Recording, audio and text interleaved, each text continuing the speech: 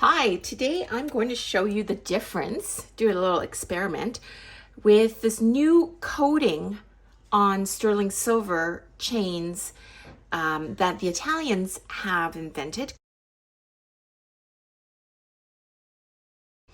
And here I have one that has been plated like that. And then I took an 18-inch, which has not been treated.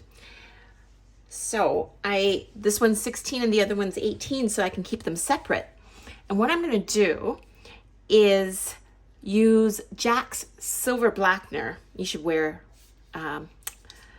gloves, but for the sake of drama, I am not going to use gloves. And I'm going to pour some in each of these, one marked and the other one not. And then we're going to dump them in together quickly at the same time and see what happens. I'm going to, just leave it like that. Okay, here we go. Okay, so this one turned black very quickly and this one has not.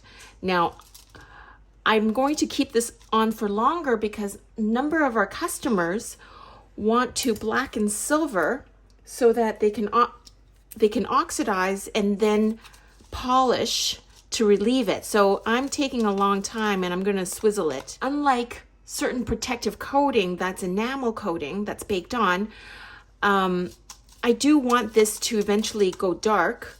The enamel, as I've done before, has no darkening. So now you see the effect. This is completely dark right away, and this has it had no coating, and this is slowly getting gray and dark. And I bet you if I left it there for a long time, it will go completely black. But that gives you an idea. So it has, and it's been 2.5 minutes in brand new blackener. And this one was the original without coating, which turned black immediately. This hypoallergenic molecular bonding process will help your sterling silver resist tarnishing. It protects against in-stock oxidization, such as UV rays while on display or in storage, and when many customers are trying on the pieces. This treatment will keep your sterling silver bright longer, but still allow you to solder or chemically oxidize the chain.